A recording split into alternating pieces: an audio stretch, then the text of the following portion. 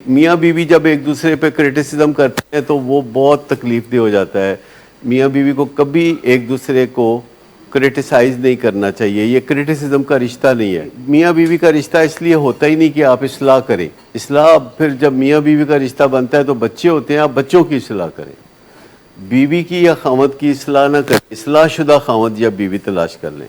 अच्छा, इसी तरह गन्स के साथ मोहब्बत, गन्स के साथ इन्फेचुएशन, गन्स सदके बारी जाना, गन्स की आधी रात को गन्स निकाल के देख के ये देखा वो देखा, उसको सीने से लगाया, फिर कभी कभी यहाँ रख के देखा, ये सब एक बीमारी की अलामतें हैं। पर जिनको गन्स से प्यार होता है वो तो इसको बीमारी नहीं कहेंगे। तो अच्छा, इसी तरह शायरी, ख़ास तौर पर तुकबंदी, ये बीमारी की अलामत है। एक तो होता है ना प्रॉपर शायरी, वो थोड़ी बीमारी की अलामत है। और जो शायरी महज राइमिंग होती है वो बीमारी की अलामत है। वो कोई और नहीं कर सकता, सिर्फ वही कर सकता है जो बीमार हो, जो राइमिंग होती है। ये खाली राइमिंग वाली शायरी जो होती है, मैं आपको बता रहा हूँ कि जो फैक्ट है वो फैक्ट है, जैसे भी आप समझे। वैसे हर किस्म की शायरी की अलामतें अमूमन बाइपोलर लोगों में पाई जाती हैं, चाहे वो डिसऑर्डर में ना भी जाएं। डिसऑर्डर में जाएंगे तो राइमिंग करना शुरू कर देंगे।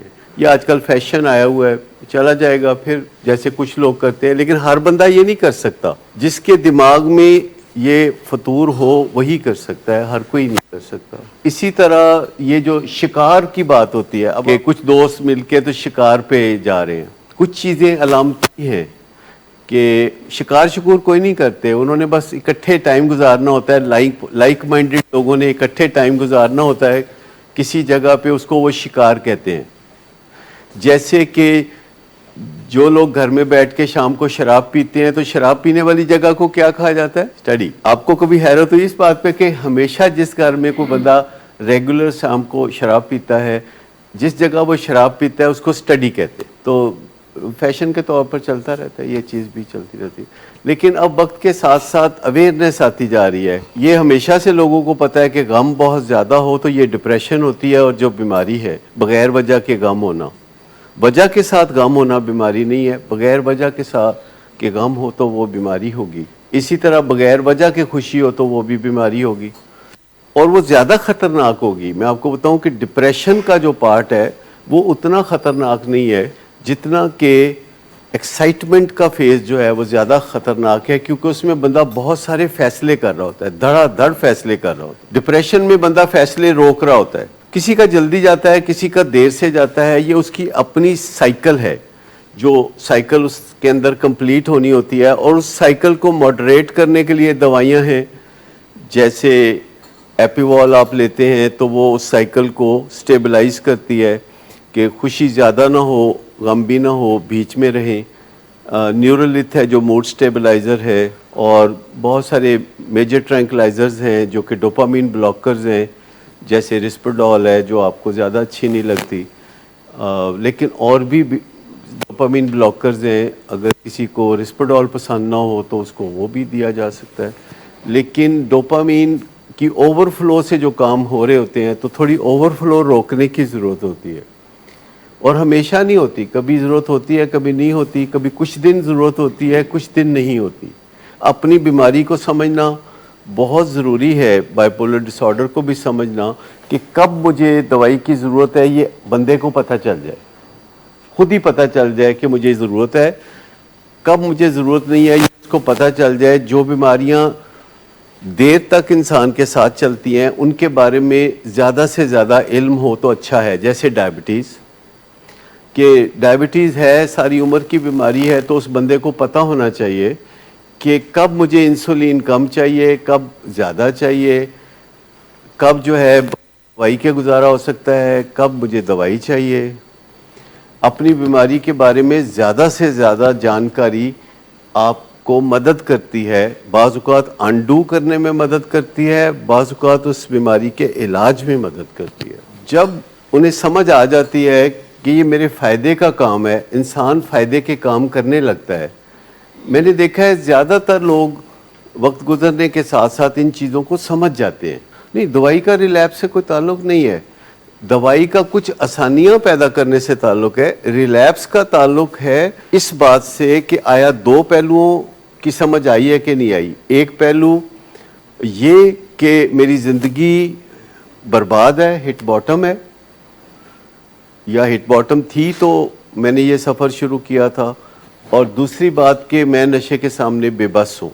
जो बंदा ये दो बातें समझ जाता है उसके रिलैप्स होने के चांसेस कम होते हैं। जिसको पता हो कि नशा मुझे नुकसान देता है, और ये आसानी से पता नहीं चलता क्योंकि जब नशा गले से उतरता है तब बड़ा मज़ा आता है।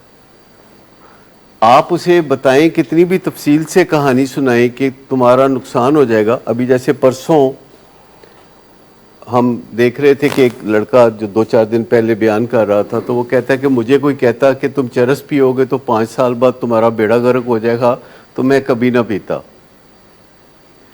लेकिन शुरू में कोई कितना भी समझाए, बंदा अपने तजर्बे को ज़्यादा अहम समझता है, अपना तजर्बा।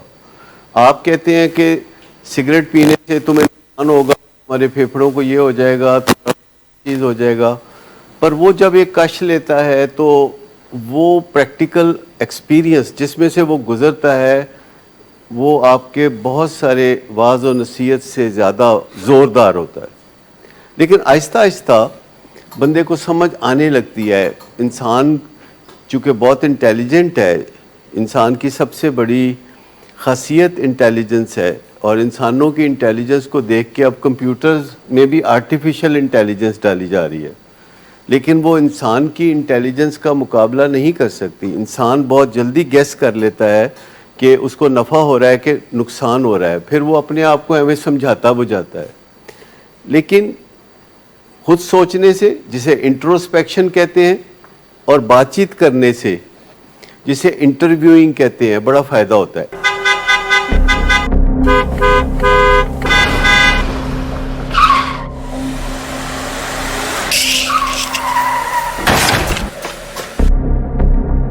घटिया इंसान, इतनी देर से गेट क्यों खोला?